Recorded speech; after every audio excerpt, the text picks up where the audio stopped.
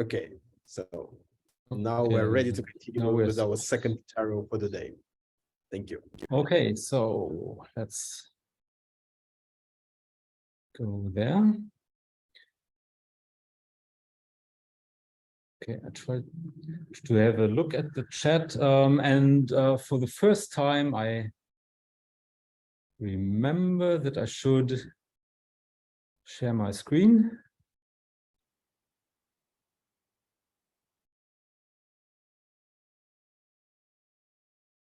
Okay, so screen should be shared. Yes, we can see it. Okay, thank you. And now, sorry, I have to make sure because I want to start with.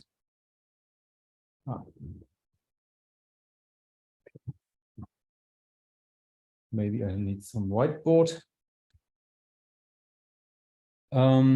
Yeah, so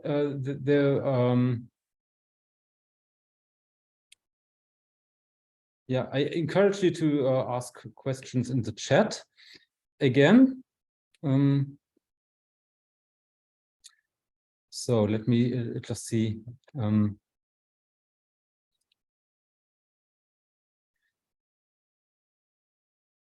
Yeah, concerning the first question, application of the central limit theorem in Monte Carlo, basically use the central limit theorem for the order, that's the basis of the error estimation. Yeah? So you know that the error will be, because it's a mean value, the distribution of the random variables. For instance, we had this distribution of the f of x. Yeah, x was from a uniform distribution, and then we plug this into these random numbers into a function to get another random number. So the distribution will certainly not be Monte Carlo, but the average over this.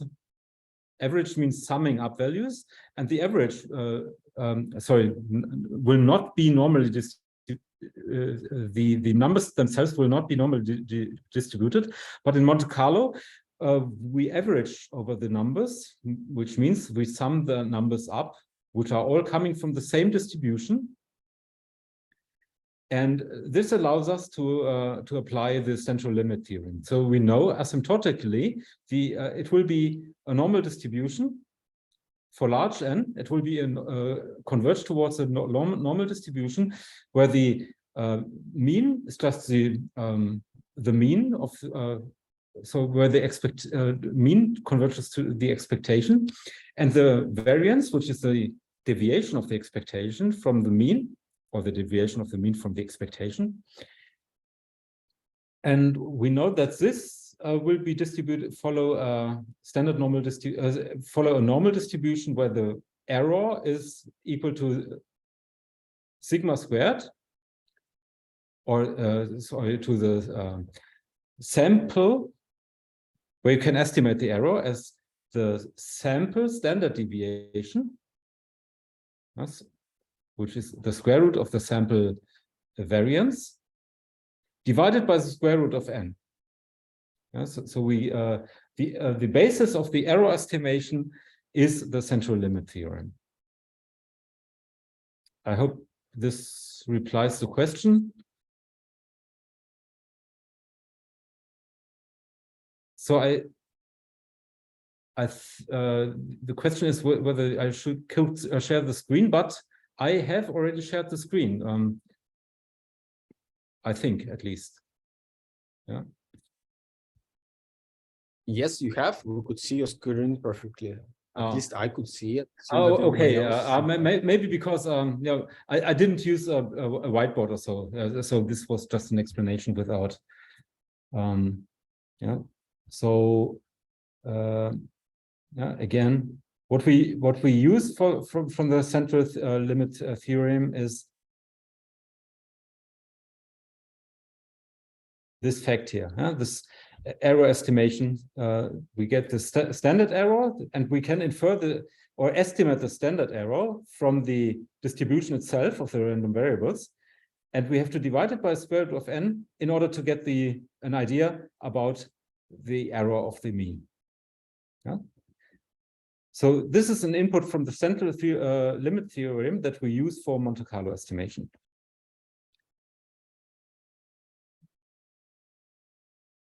So I hope this answers the question. Otherwise, please come up with a follow-up question in the chat.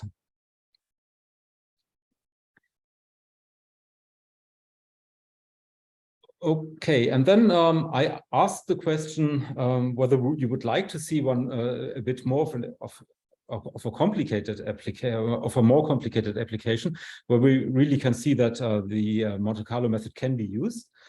And there is at least one reply that this would be good. Yeah, I should go through a higher dimensional problem. So I will do this.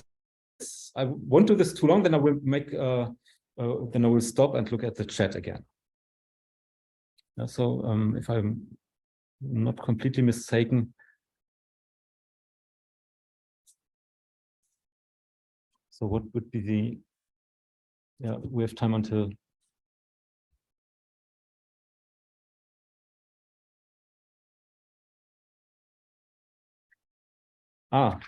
Oops.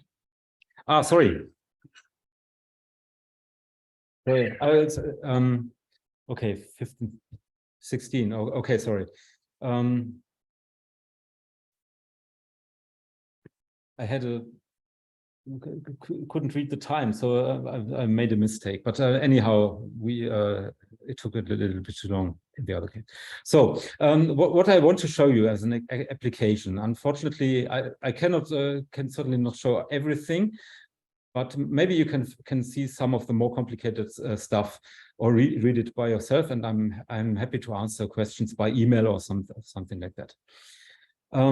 Now let's have a look at a higher dimensional, a more complicated problem. And the more complicated problem is it's also a toy problem because we have an analytical solution, but the analytical solution is a little bit more complicated. Yes. So now I want to generalize our first example. That was the area of the computing pi from the area of a sphere or of a circle. I want to do the same thing in order to estimate the volume of the unit ball in 2 dimensions, yeah, or in d dimensions. And we know the area of the unit ball. Yeah. So what is the unit ball? It's all points that have a distance from the origin, from the point 0 to a distance less than 1 from the origin to the point 0. Let's have a short look. What is this for d equal 1? Yeah, so volume of the unit hypersphere or unit ball. So points with distance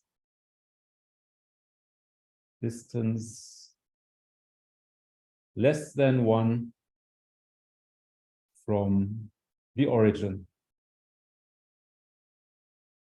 Origin is the point 0. Let's make a short table for the results that we know. What is the sphere in for a one-dimensional problem? Or let's make a short table.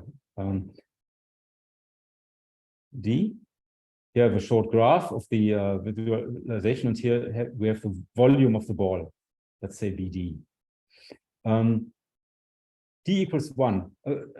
This is just the length of the interval. Here's the origin, point 0, and we have a distance 1. And here we also have distance 1.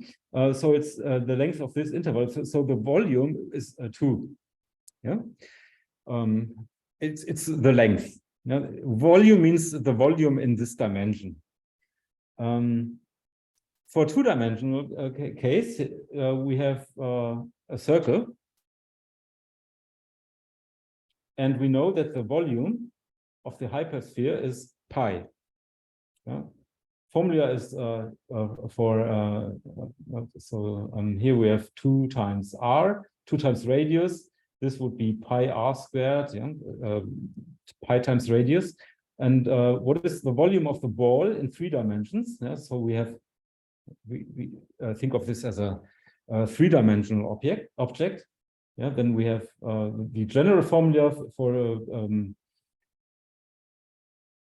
the volume of a ball with radius r is 4 pi over 3 times r cubed. Yeah? In d dimensions, it's r to the power of d. That's easy to see. But that we are not interested in. We are interested in this factor. Yeah? So this will be 4p over pi over 3. For 4 dimensions, I'm getting rid of getting out of dimensions. This I can no longer visualize. Yeah, here we have a 2-dimensional projection, but I think you can see what I mean, because we with our eyes we also see two-dimensional projections. Yeah, so that's why we can make sense of that. But in 4 dimensions, we cannot get an impression. Okay, so that's a problem we want to solve. We have the sequence 2 pi, 4 pi over 3, and this seems to be increasing, but actually it's not. And it's not monotonically increasing. There's a formula for that. And now let's assume that we don't know the formula. I give you the formula. It's pi to the d over 2 divided by a thing called gamma function. The gamma function looks like this, and the gamma function happens to be if you take an integer argument, then gamma of n plus 1. This is just a n factorial for integer n. Yeah, so you have 3 factorial is 3 times 2 times 1. 4 factorial is 4 times 3 times 2 times 1. So the product of all natural numbers between 1 and n.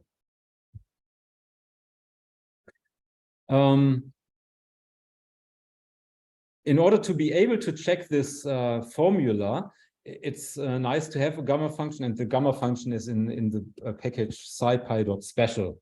It's a little bit of a special function, so it's in scipy special. It's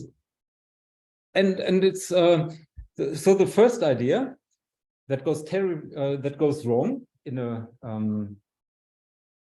that goes wrong later.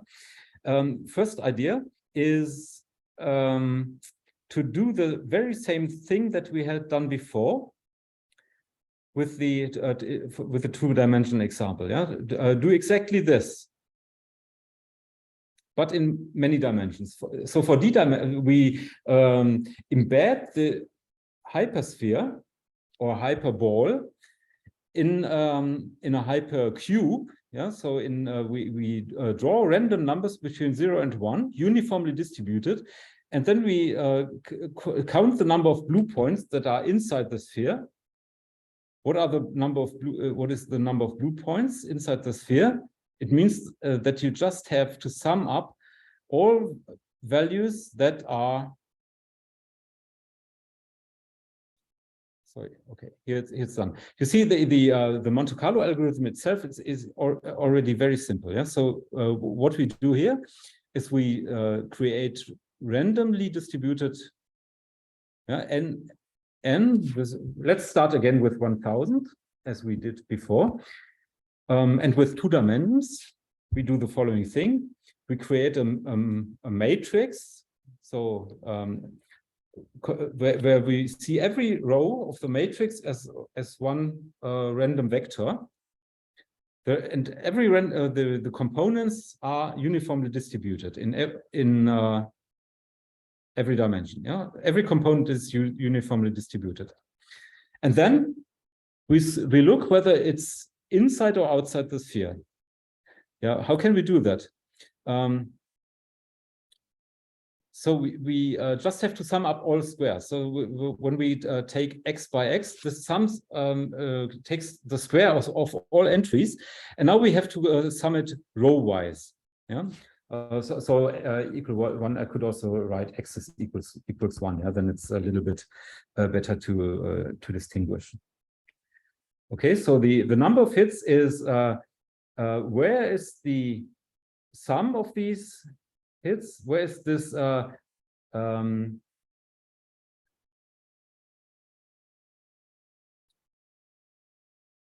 so we look for every point whether it's less than 1, and then we sum up all points. Yeah, so this will be true or false, and then we sum up all the points in these in this inner column. Yeah? So, and this is the number of hits.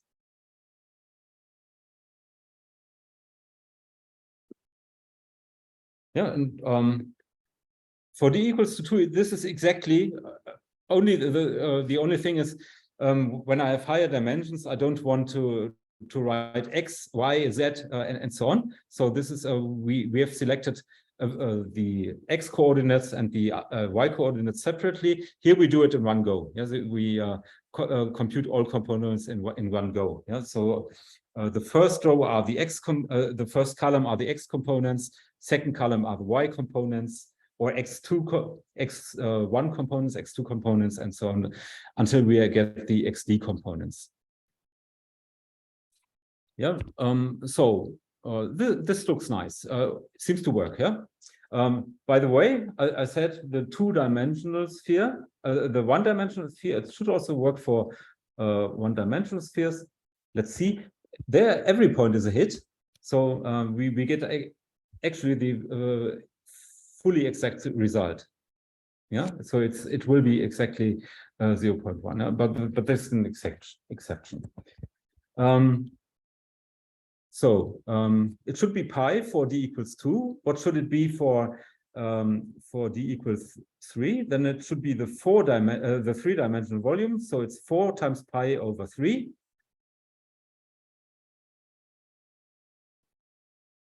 Let's compute this again. So here we have the formula, and it's the same as 4 pi over 3, but just to be on the safe side, let's compute it again. 4 times pi is n pi over 3. So the volume, the Monte Carlo volume should be around 4.18 for 3 dimensions. No, it's not, because yeah, okay, you see yeah, you see this formula with the gamma function gives the same result. Yeah?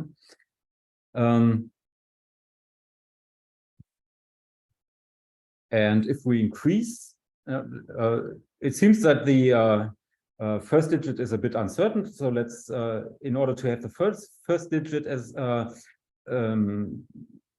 improve the accuracy, I'll increase the number of experiments to 100,000.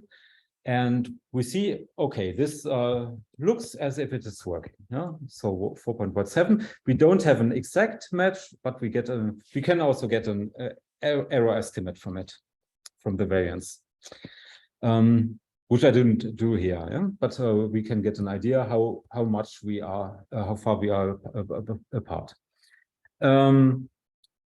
Okay, it looks as if everything is working. Let's go to dimension 4. And we see it's still working nicely. No? It should be 4.93, and we get a result of 4.95. 4, 5, yeah, and doesn't look bad, huh? 5.26, and we here our first Monte Carlo estimate is 5.20, and you see it's in this vicinity. Now, let's, if we increase the dimensions again and again, let me do 10 dimensions. Seems to work fine. Let me go to 30 dimensions. Oh, yeah, this doesn't look good. Yeah? So we get a Monte Carlo estimate of 0. And the exact volume is 2 to the 10 to the minus 5. Yeah, so that's a problem. 2 to the minus 5. 2 times 10 to the minus 5. Yeah, 2 over 100,000. It means. So problem is it's that the volume in high dimensions of the unit ball is tiny. Yeah, if I write this as a function, yeah, here you see the volume. The first volumes until we get to 5-dimensional. Yeah, so this is 1-dimensional ball, the 2-dimensional, 3, 4, 5-dimensional ball. Then it's increasing, but then it's decreasing again. And pretty rapidly.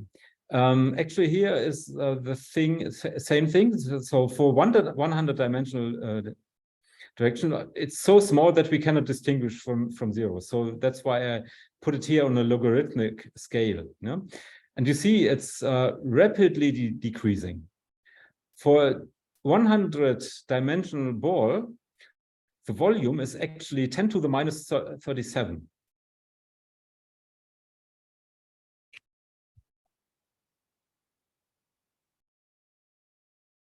So it's really tiny, and there are applications for that. So some there are applications that people need the volume of the higher dimensional ball or volumes of bodies. There are reasons to do that. So it has applications, but we have an analytical formula. But now we want to check this analytical formula using Monte Carlo estimations. How can we do this? And the problem is, if you think about it, we have embedded, or we have to embed. We don't have the full sphere here in our 2-dimensional problem, but only a quarter of it. Yeah, and actually, from this tiny ball, we take in the d-dimensional problem, for every dimension you add a factor of 1/2. You have in the 3-dimensional, for the 3-dimensional problem, we would have to multiply this piece of the this part that we cover with our Monte Carlo simulation. That will be only 1 to the power of 1/2 to the power of d. So 1 over. You have to multiply the value with 2 to the power of d. So this means it's extremely unlikely that this method that we have used, that this will hit, that a random number will be inside the hypersphere. Yeah. So let me move to the whiteboard again. Yeah, so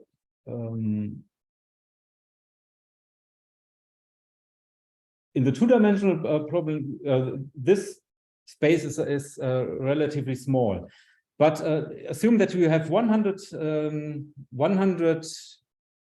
numbers, 100 uniformly distributed random numbers. Then it's quite likely that at least, let's say 10 of them, 10 of the 100 random numbers lie here. Yes, so it's very easy to get outside the unit hypersphere. Yes, so that's a real problem. In 2 dimensions, this area under this space under the curve is much larger than, or is larger than this curve. In many dimensions, almost every point is outside this the unit hypersphere. So this is a problem. And how can we tackle this problem? What can we do? Yeah, so the probability to land a hit is tiny. So and we are using a Monte Carlo estimator where we have this can be written this way.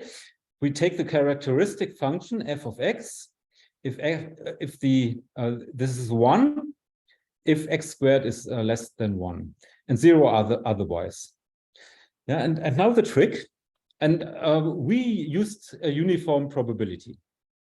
Yeah, so we used we drew from a uniform distribution every coordinate from a uniform distribution. So one thing we can do is to sample closer to the origin. Yeah.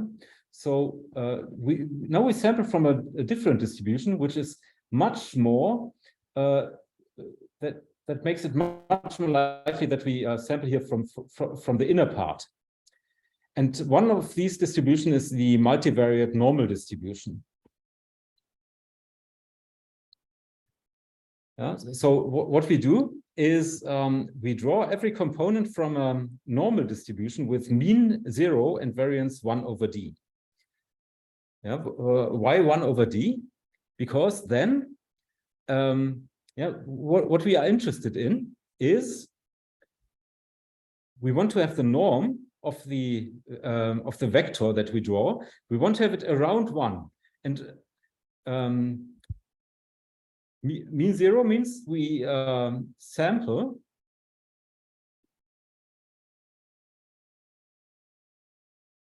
mean 0 means that the random number will be close to 0, and a standard deviation 1 of the vector means that the radius will be approximately 1. Yeah, so it will not be much larger than 1, and it will probably not be much smaller than 1, but it will be around 1.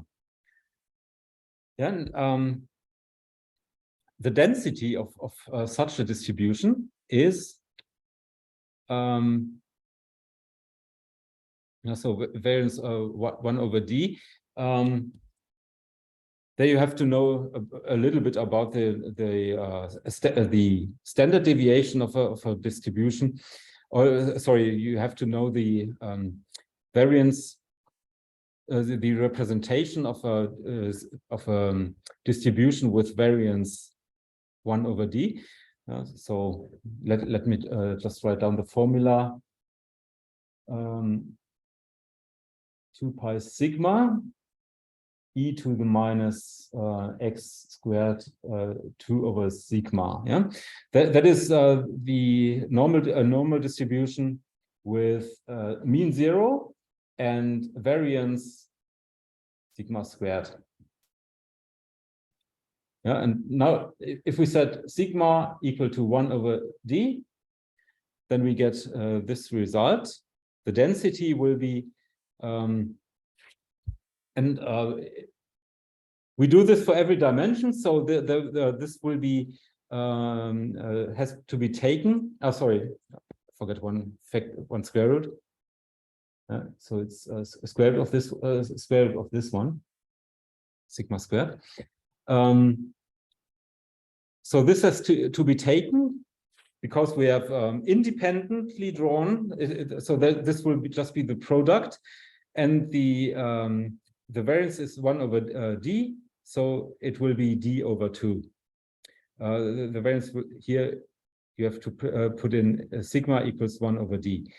And then you have to sum up all components. Yeah? So what I mean by that is the norm. Or x, the sum of all squares, squared components squared, e equal from 1 to d. Okay, so let's assume that we sample from this distribution. The problem is we made a mistake because actually we want to sample where p is equal to 1. Yeah, but now you can correct for that. We sample from the wrong distribution, and sampling from the wrong distribution can be corrected by dividing the probability by p to the dividing by the wrong distribution. Yeah, so actually what we need to do, p of x is equal to 1 on our unit interval. So what we have to do is to sum up all values and divide it. So this is the characteristic function. So this is just a function testing whether or not the point is inside the sphere. Whether or not it's a hit. Yeah, it's 1 or 0. And if we have a 1, we have to divide it by this wrong distribution that is written here. Yeah. So here we have this Gauss function. That's the implementation of this one. And now let's do a 30-dimensional simulation. It went wrong for 30 dimensions, and we sample, let's say, 200,000 data points. Yes. So what we do again, we sample from not from a random distribution, but from a random normal distribution. Yeah. So that's the difference. We sample from the wrong distribution, a normal distribution. And with D, and we want to make it have it a variance of not 1, but square root of D. So we divide it by we divide the value by the variance should be 1 over D. So the standard deviation should be square root of D. 1 over square root of D. So we divide the value by the standard deviation, yeah, by square root of D. So, and then again, we count the number of hits. That will be our function f, yeah? The number of hits. The characteristic function, is it a hit or is it not? So it's 0 or 1 in this case. And then we compute the Gaussian function at the points that we have drawn and divide it by this Gaussian function. Yeah? So that has been defined here. And then we wait, then we sum up the weights. Yeah? Because why do we have to sum up the weights? We have to take only the values that are inside, yeah? the hits. Yes, then we have, yeah, so here we reduce our computation to the hits. Then we sum up the values and take the average. Yes, divide it by the number of data points, and this should be our exact volume. Yeah. So let's do this for let's start with 3 dimensions. Sorry, 2 dimensions, because we know it should be pi. Yeah? And we see, okay, 200,000 data points. We get a pretty good approximation, 3.14 and so on. It's actually better than the other one. Let's do it for 3 dimensions. We know it should be 4.18. It works. Yeah? Let's do it now. I'm running out of time. Let's make it for 30 dimensions. Where it should be this tiny value of 2.91 and so on. And we see that this modified Monte Carlo method, this is called importance sampling. This importance sampling Monte Carlo method gives an excellent approximation of this. Yeah, we got it. We have a ridiculously low hitting probability with the other method, but with this method, we get a very good approximation. We can even go higher. Yeah, we had these absurdly small values of 10 to the minus 37 for dimensions around 100. Let's try this one. Yeah, and you see the actual value should be 10 to the minus 40. And we get an excellent approximation, even with a few digits correct, yeah? 2.38 versus 2.36, yeah? And I could even go to 300, I think should still be fine. Yeah, you see, there we are getting slightly larger errors, but I mean, 6 times 10 to the minus 189. This is incredibly small, and nevertheless we get it here here I've the relative, the volume, exact volume divided by the Monte Carlo volume, and we see that we have a 2% deviation. 2% deviation from the exact result. Yeah. So this is, I think, a pretty impressive result, and these so-called importance sampling methods. So the idea is sample from a wrong distribution, but correct it by taking the by dividing the integrand by the ratio of the original distribution divided by the incorrect distribution. That's a very useful method. You have to modify this method if you want to sample from even more complicated distributions like this one. This is just one distribution I invented for the purpose of this lecture. If you want to read further, you can see a little bit about these methods, and the best methods for sampling from very complicated distributions are so-called Markov chain Monte Carlo methods, which are, unfortunately, I cannot discuss here, but these allow you to sample from very complicated distributions. I have created a nice example. If somebody is interested, maybe we can discuss it in the next days, or see what can happen. So this is sampling from a very complicated distribution.